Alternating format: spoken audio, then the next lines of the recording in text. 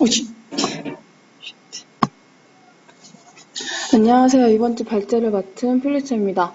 일단 발제 영상을 진행하기 앞서 미리 말하고 싶었던 게 있었는데요. 제가 저번 주에 연극 이후로 좀 나른나른해지고 그래서 저번 주 스터디를 참여하지 못했고, 그래서 이번이 첫 스터디의 발제이자 참여임을 밝힙니다. 미리 말하는 이유는 처음이니까 봐주세요라는 의미보다 제 부족한 부분을 보완하기 위해서는 회원들의 활발한 피드백이 필요할 것 같아서 이렇게 말하는 거고요. 피드백은 깊이 수용하도록 할 테니 혹시 하고 싶은 상호작용이 있다면 남겨주시기 바랍니다. 그럼 이제부터 발제 진행하겠습니다. 저의 이번 주 발제의 논점은 사교적이고 외향적인 사람이 주는 효용 못지않게 내성적인 사람이 주는 효용성도 있다입니다. 논점 자체가 길게 느껴질 수 있지만 한마디로 내성적인 사람이 만들어내는 힘에 대해 말하려고 합니다.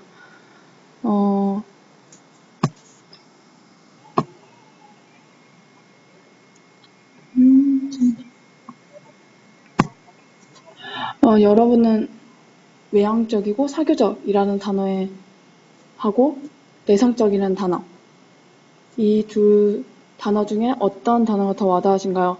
아마 예상컨대 외향적, 사교적인 단어에 더 눈길이 갈 겁니다. 여기서 보여지는 건 우리 사회가 암묵적으로 동의하고 있고 강요하고 있어요. 외향적이고 사교적이어야 된다. 또 그리고 그들에게 더 긍정적이고 더 관대하게 열려 있어요. 근데 다음에 보면 제가 내성적이라는 단어를 검색한 건데 보면 내성적인 성격을 외향적인 성격으로 바꿔주는 소리, 그 다음에 내성적인 성격을 고치는 방법이라는 연관 검색어가 나올 정도로 사회는 내성적인 성격에 대해 부정적입니다. 제 개인적인 경험을 비춰보자면 발제자인 저조차도 내성적인 것은 안 좋은 것이다. 외향적이고 사교적이어야지 성공한다 라는 가족의 요구, 강요에 의해서 억지로 바꿨고 또 학교에서도 되게 발표나 또 임원들 막 선발에 있어서도 그런 강요적인 거에 의해서 인위적으로 되게 외향적이고 사교적을 변했고요. 그래서 제가 제 의지에서 외향적이고 사교적이라기보다는 주위 눈치 보는 식으로 진행이 되었어요. 그래서 아마 지금도 외향적이고 사교적이고 좀 누군가를 이끄는 그런 모습들도 아마 그냥 눈치 보기식, 내가 해야 될 것 같은데? 이런 느낌 때문에 하는 것도 되게 많아요. 그러면 내성적이라는 것은 무엇인가? 이에 대해 이해할 필요가 있는데요. 우리는 내성적이라고 하면 소극적이고 부끄러움으로 연결하기 쉽습니다. 그러면 과연 내성적인 것은 소극적이고 부끄러운 걸까요? 이거에 대해서 저희가 깊이 있게 이제 생각해 볼 건데 제가 일단은 내성적이란 단어와 소극적이란 단어에 대해서 검색을 해봤습니다. 내성적이라는 단어의 정의를 보면 겉으로 드러내지 아니하고 마음속으로만 생각하는 또는 그런 것이고 소극적이라는 단어의 뜻은 스스로 앞으로 나아가거나 상황을 개선하려는 기백이 부족하고 비활동적인 또는 그런 것이라는 정의가 내려집니다. 제 생각으로는 내성적인 것은 상황을 개선하는 힘, 의지가 부족하다는 의미의 소극적인 것보다는 신중하다, 즉 자신의 생각을 표현하는 데 있어서 한 번 더 생각하는 신중함이라고 정의하고 싶어요. 다른 사람들은 어떻게 생각하는지 모르지만 저는 그렇게 생각을 하고요. 그러면 또 내성적인 거는 소극적인 거 말고도 부끄러움으로 연결하는 그런 사회적인 그런 의식이 많은데요. 그러면 이제는 내성적인 것과 부끄러움에 대해 구별할 필요가 있다고 생각해서 부끄러움에 대해서 정의를 한번 내려볼까 하는데요. 부끄러움은 일종의 두려움, 그러니까 나한테 사회적으로 이러한 판단이 내려지겠지 하는 두려움이라고 제가 봤던 그 연설, 콰이어트의 수잔 케인은 그렇게 말을 하고 저도 이에 대해서 동의를 하는 바입니다. 그러면은 내성적인 것과 외향적인 것의 차이는 무엇인가? 내성적인 것과 외향적인 것의 차이는 자극을 어떻게 반응하느냐의 문제입니다. 외향적인 사람은 많은 자극을 원해요. 예를 들자면 자신이 말한 것, 표현한 것에 대해서 타인의 반응이 이렇게 왔다라는 거에 대해서 되게 기쁘고 희열을 느끼거나 그러한 반응들이 되게 뚜렷하게 나타나고 또 그러한 종류들의 반응이 나타나길 바라면서 자기의 의견을 더 피력하려는 게 보여요. 그리고 이에 반해 내성적인 사람은 상대적으로 조용하고 절대적인 환경에서 자신만의 능력, 즉 자신의 최대 에너지를 발산하는 것. 이게 바로 내성적인 것과 외향적이고 사교적인 것의 차이라고 생각을 해요.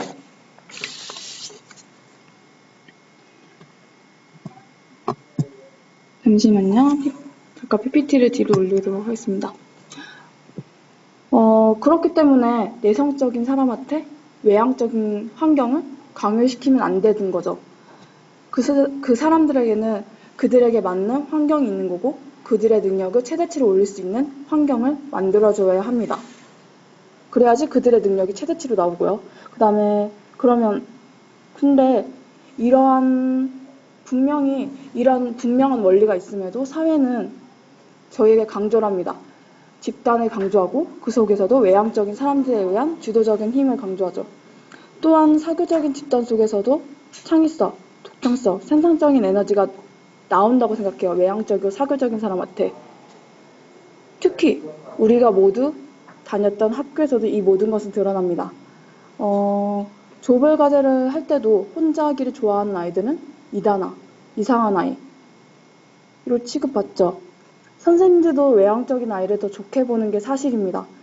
이거는 제 경험에도 비롯되고 아마 회원들의 의견도 여기에 동의를 할 거라고 생각을 하는데요. 학교뿐만 아니라 사회, 더 큰 사회적인 집단인 직장에서도 환경 자체가 사교적으로 하는 경향성이 드러나 있어요. 저 또한 고등학교 때 그렇게 배웠던 게 생각이 나고요. 그리고 리더라는 자리에 있어서도 내성적인 사람보다 외향적인 사람이 주로 차지하는 경우가 많죠. 근데 여기서 말하고 싶은 거는 사회적인 환경이 사회적인 요구나 그런 인식 자체가 외향적이고 사교적인 사람한테 되게 긍정적이고 그럼에도 불구하고 몇몇 연구 결과가 내성적인 것의 효용에 대해서 말을 해줍니다. 여러 연구 결과들을 보면 내성적인 학생이 좋은 성적과 많은 지식을 가지고 있고 또한 직장에서도 외향적인 사람과 내성적인 사람을 비교했을 때 내성적인 지도자가 더 좋은 결과를 낳는다고 몇몇 결과들이 그렇게 알려주고 있어요.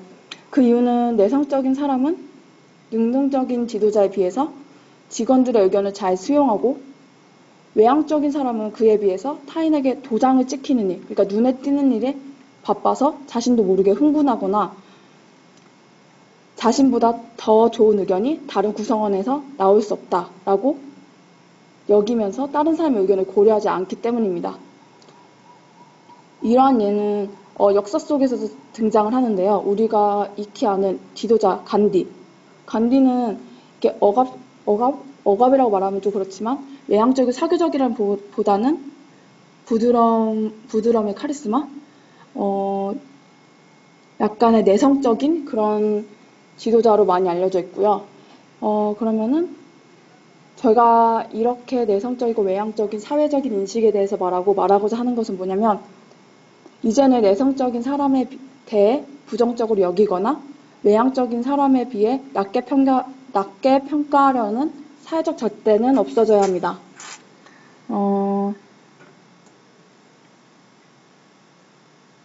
세계 인구의 3분의 1은 내성적인 사람이라고 하는데요. 이러한 사회적 잣대로 인해 우리들의 3분의 1은 버려져야 돼요. 만약에 사회적 인식이 이대로 강요되면. 근데 이거 자체가 되게 미련하고 멍청한 그러한 사회로 다시 되는 게 아닌가라는 생각이 들어서 저는 이에 대해서 내성적인 사람과 외향적인 사람에 대해서 균형적인 인식이 필요하다라고 말하고 싶어요. 창의성과 생산성 면에서도 생각해보자면 이거는 되게 중요한 문제예요. 창의적인 사람들 보면 진보적인 생각을 하지만 극심한 내적인 문제가 있었다고 예전에 밝혀졌거든요. 왜냐하면 고독은 고독, 즉 내성적인 사람들이 갖고 있는 성향 중에 하나인 고독이 진보적인 생각을 주긴 하지만 또 자기 혼자서 고립되어 있다는 것 때문에 정신적으로, 내적으로 되게 어려움을 많이 겪거든요. 그렇기 때문에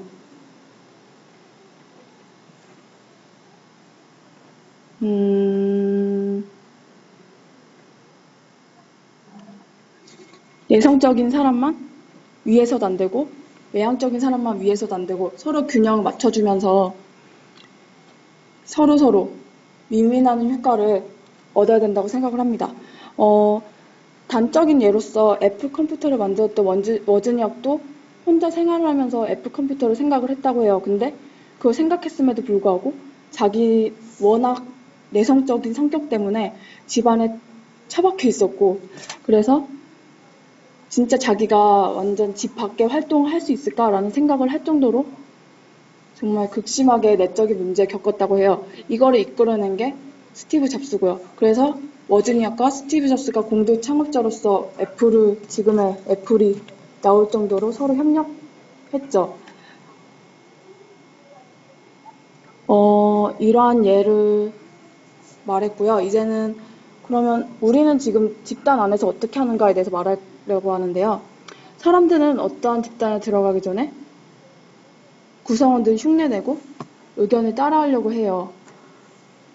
그 중에서도 자기 생각에 피력이 강하고 지배적이고 카리스마 있는 사람의 의견을 따르려고 하는 경향을 보이거든요. 왜냐하면 그 집단에 들어가고 싶으니까.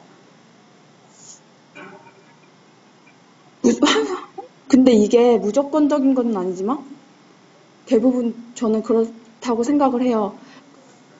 그렇지만 말을 잘한다는 거와 좋은 아이디어를 내는 거는 별개의 문제거든요.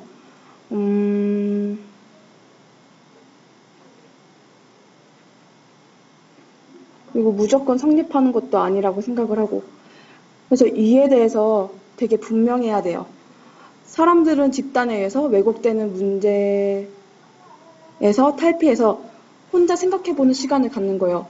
혼자 생각해봄으로써 좋은 아이디어를 얻을 수 있고 그에 좋은, 더 관리된 환경 속에서 이야기하도록 돼야 된다는 거예요. 그러니까 무조건 내성적인 사람은 고독 안에 있어야 되는 게 아니라 그 사람들을 위해서 고독의 시간을 만들어준 다음에 그 다음에 외향적이고 사교적인 여러 사람이 모여있는 집단 속에서 그들의 엄청난 좋은 의견, 그들의 최대 에너지를 발산할 의견을 말할 수 있는 그런 환경을 그 안에 끌어들이자, 그런 의미죠. 즉, 제가 마지막으로 하고 싶은 말은 내성적인 사람의 성향인 신중과 고독이라는 효용이 외향적인 사람의 효용만큼이나 사회적으로 주는 효용은 크다고 말하고자 하는 겁니다. 이상으로 이번 주 발제를 마치겠습니다.